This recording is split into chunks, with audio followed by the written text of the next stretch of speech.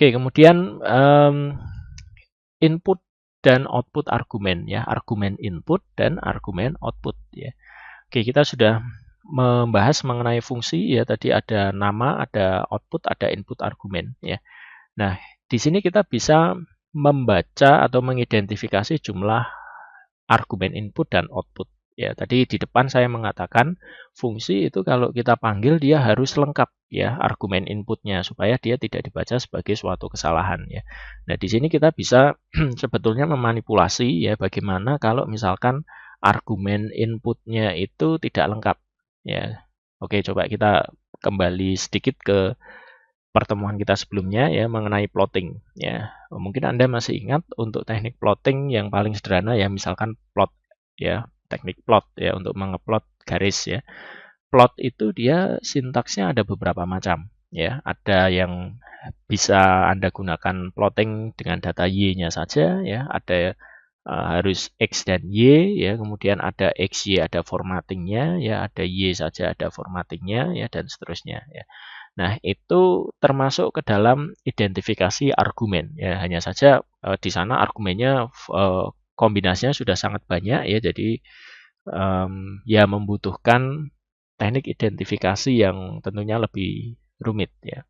Apakah saya menggunakan ini di dalam pemrograman yang saya buat? Saya jarang menggunakan identifikasi jumlah argumen input maupun output ya karena program yang kita buat itu umumnya spesifik ya untuk melakukan hal itu saja ya, sehingga kalau kita membuat satu fungsi ya, misalkan dengan 2 argumen input atau 3 argumen input ya, ketika kita memanggil fungsi itu ya kita otomatis memberikan 2 atau 3 variabel yang dibutuhkan tadi ya.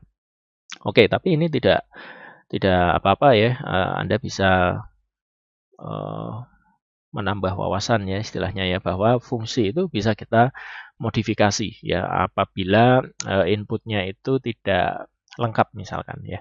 Nah, kita lihat dulu yang modifikasi argumen input ya, yaitu gambar yang di sebelah kiri ini. Oke, di sini saya memiliki fungsi, saya sebut saja argumen input ya .m ya. Ini nama fungsinya argumen input. Variabel inputnya adalah A dan B ya, sementara outputnya adalah C ya, argumen ya.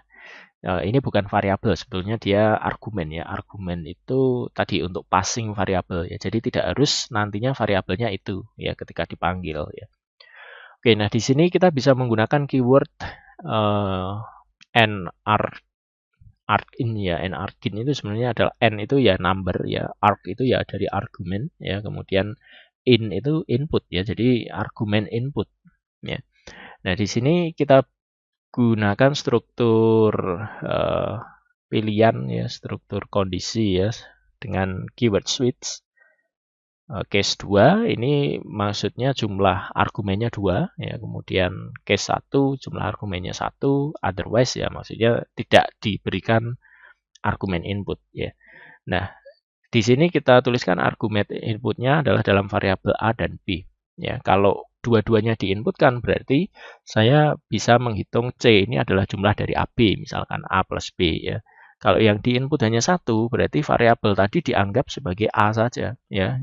Karena A ini di sini tuliskan sebagai variabel pertama ya. Jadi kita untuk case hanya satu variabel didefinisikan ya atau satu argumen input diberikan, maka dia akan kita treatment sebagai variabel A. Ya, kita jumlahkan seperti ini. Kalau tidak ada yang diinput ya kita berikan nilai tertentu ya, misalnya di sini 0 ya.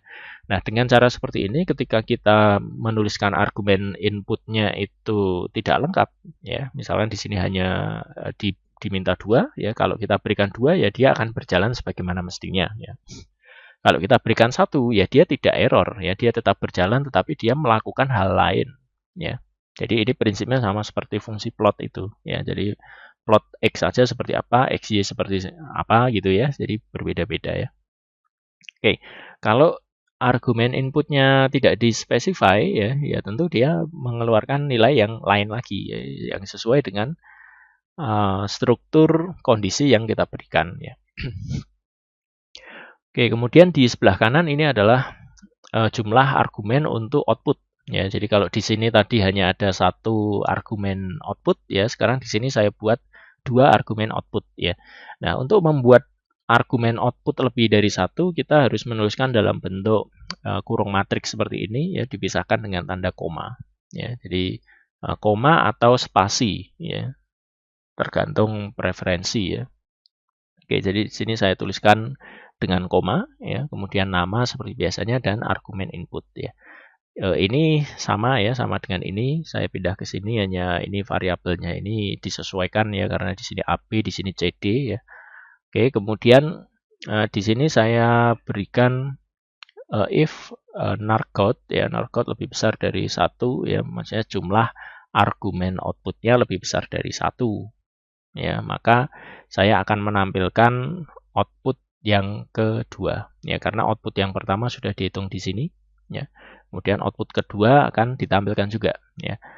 Oke, jadi ini kalau kita run dengan jumlah argumen input yang lengkap, maka dia akan dihitung A dan B ya.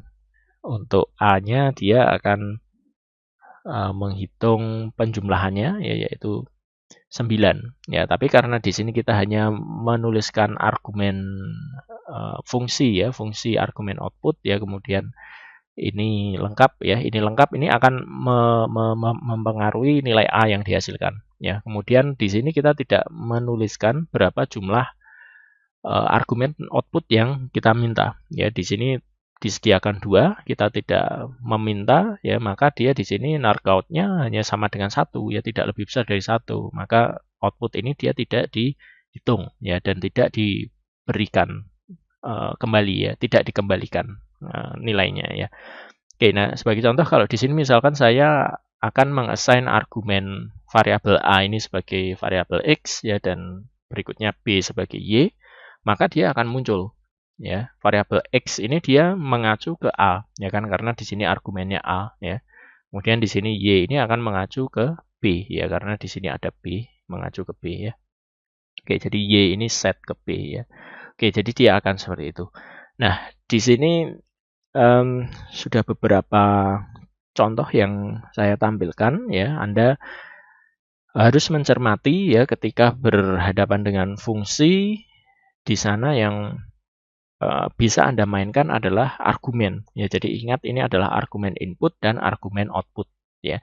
Jadi bisa saja ya saya membuat itu biasanya sering keluar juga ya di ujian ya. Biasanya misalkan di sini saya sebut argumennya AB ya, tetapi ketika memanggil keluar saya sebut BA ya. Nah, Anda harus melihat posisinya ini ya, bukan lihat variabelnya ya, karena variabel bisa berubah ya. Ingat, dia hanya sebagai titik untuk saling bertukar informasi variabel ya. Sementara variabelnya sendiri dia tetap lokal ya. Ingat tadi ya, ada fungsi lokal itu tadi ya. Jadi variabelnya itu bersifat lokal ya. Di sini variabelnya itu disebut A, B, C, D itu ya hanya di fungsi ini. Ya, kalau di fungsi lain ya dia variabelnya bisa disebut yang lain ya, tergantung dari assignment-nya ya. Kalau di sini saya tuliskan XY ya berarti X ini sebesar A ya, Y ini sebesar B. Ya, gitu ya.